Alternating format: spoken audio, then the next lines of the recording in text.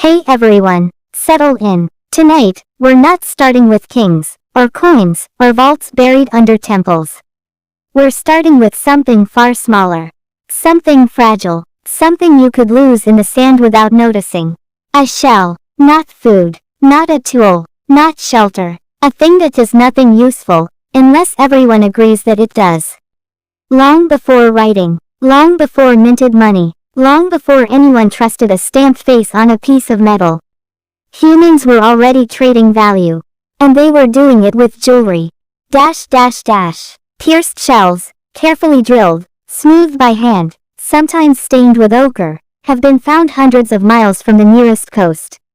In caves, in graves, in camps that never smelled the ocean once. These weren't souvenirs. They weren't decorations made on a whim.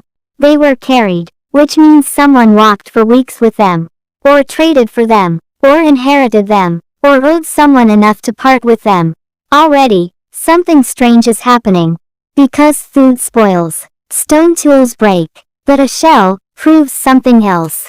It proves connection. Think about what a shell bead really represents. It says, greater than I know someone who knows the sea. Greater than I belong to a chain longer than this valley. Greater than I can call in favors that stretch beyond the horizon. That is not art. That is credit. Now imagine two groups meeting at the edge of their territories.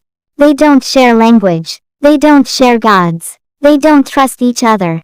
But one group is wearing shells everyone recognizes. Not because they're beautiful, but because they're rare. Rare in a very specific way. You can't fake distance. Gold can be found by accident. Grain can be grown anywhere with luck. But marine shells far inland, those require travel, time, safety, and, most importantly, relationships. Every shell is a receipt from a successful journey. And once everyone agrees shells mean something, they stop being objects. They become promises. A bride wealth payment deferred. A hunting debt acknowledged. A peace offering that says, we've dealt with people like you before, and lived. This is not barter anymore.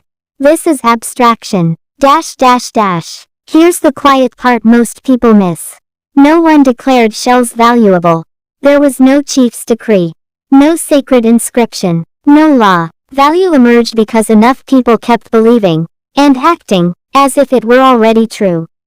That's the terrifying power of the system. If trust holds, the market exists. If trust breaks, it vanishes instantly. By the time we see dense shell bead networks, stretching across Africa, Eurasia, and into Ice Age Europe, we're already too late to watch the invention happen. All we see is the aftermath. Trade routes without roads, wealth without banks, status without property deeds, a global economy, running on necklaces. And once humans learned they could store trust in objects, they never stopped. The Seashell stock market, part 2.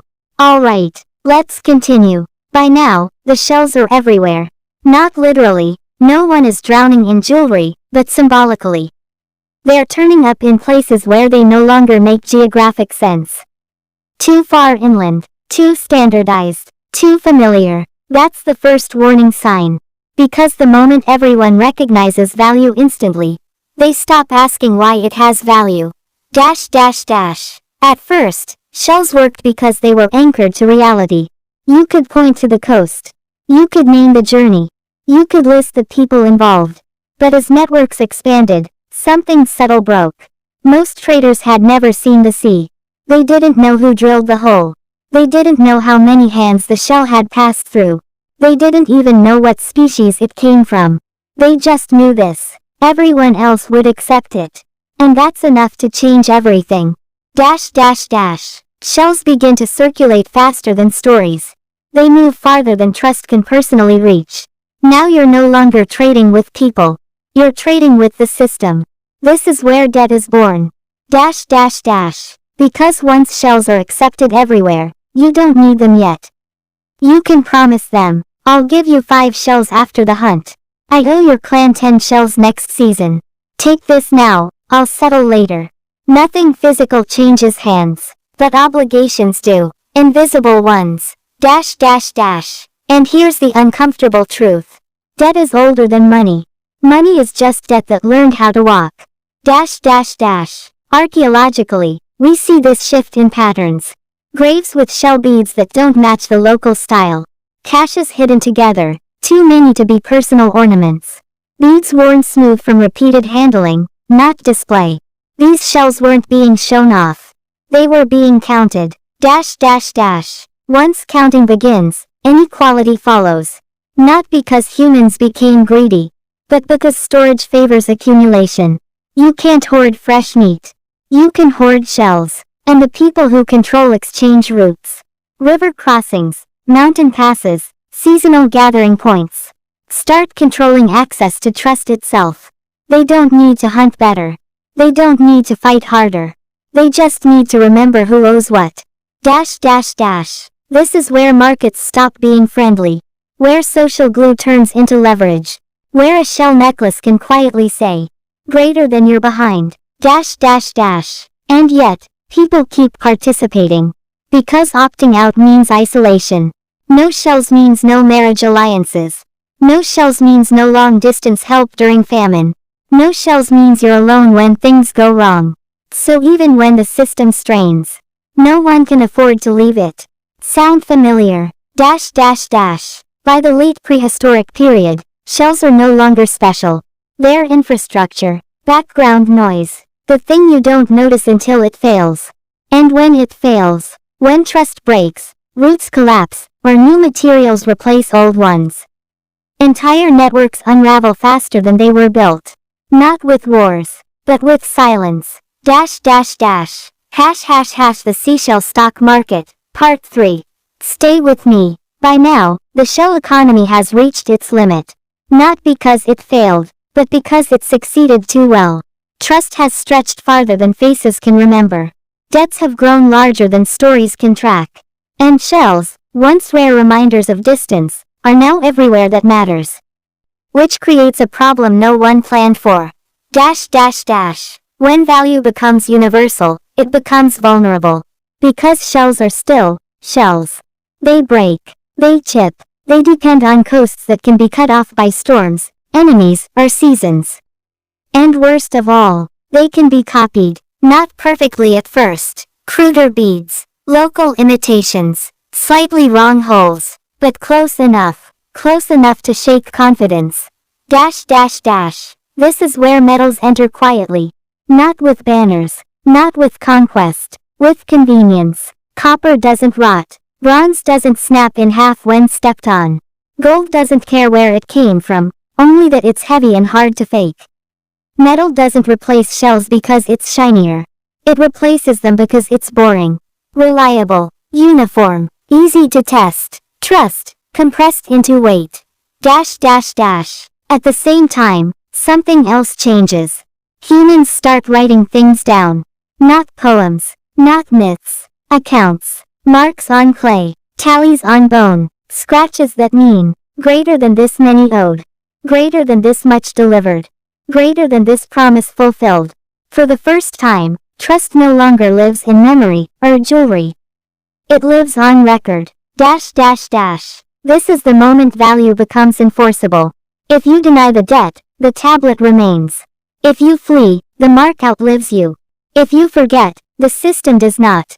Shells never judged you. Records do. Dash dash dash. And slowly, without ceremony, the old network fades.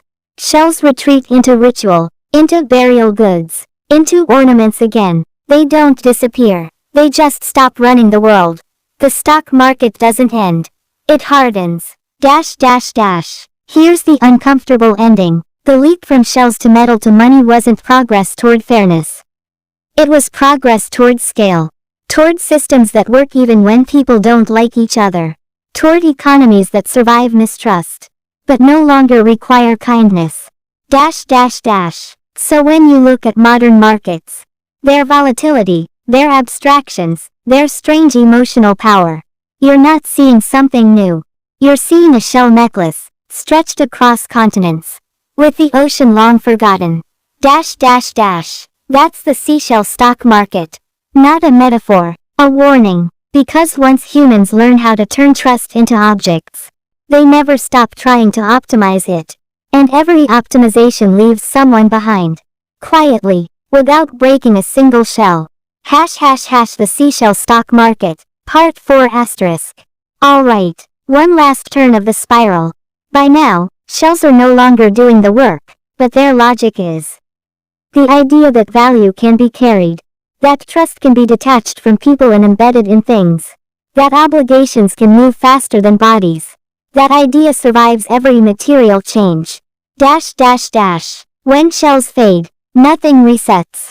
The roots remain. The meeting places remain. The habits of counting, owing, deferring, remain. Only the skin changes. Metal inherits the pathways shells carved. Coins don't invent trade. They simply occupy a pre-existing nervous system. Here's the part that rarely gets said.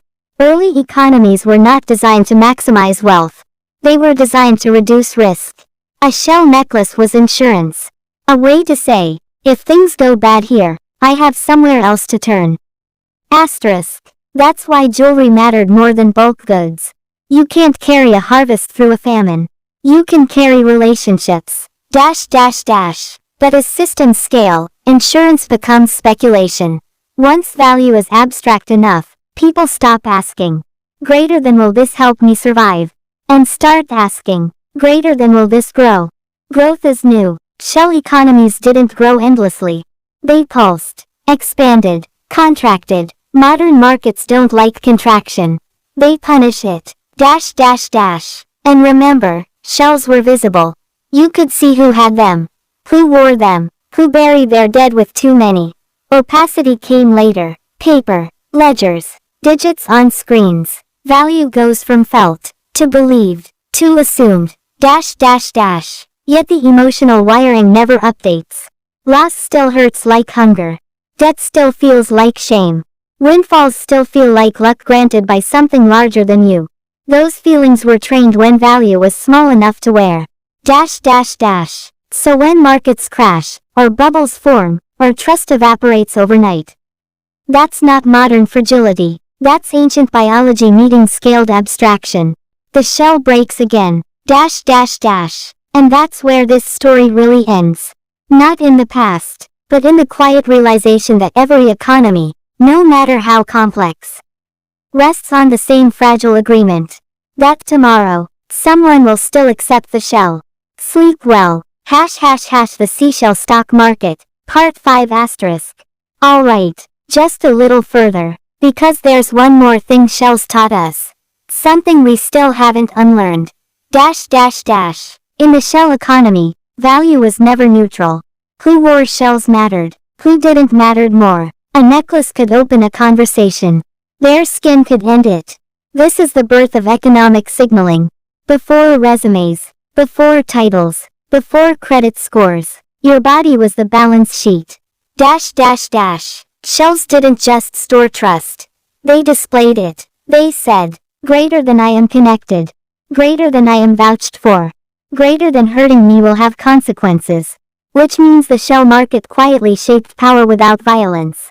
Those without shells didn't fail morally. They failed structurally. They were young, newcomers, displaced, unlucky. Markets don't care why. And here's the detail archaeologists argue about in footnotes. Shells cluster around certain individuals. Not the strongest, not always the best hunters, but the best brokers, people who remembered names, who traveled between groups, who spoke just enough languages, who married strategically. Middlemen appear before money. This is where inequality becomes self-reinforcing. Shells attract more shells. Connections create more connections. And once reputation becomes currency, it compounds faster than objects ever could. Sound familiar? But there was a ceiling. Shells could only concentrate so much. They took space. They weighed something. They were visible. You couldn't pretend not to have them. And that visibility created pressure to share, gift, redistribute. A hoard you can see as a target.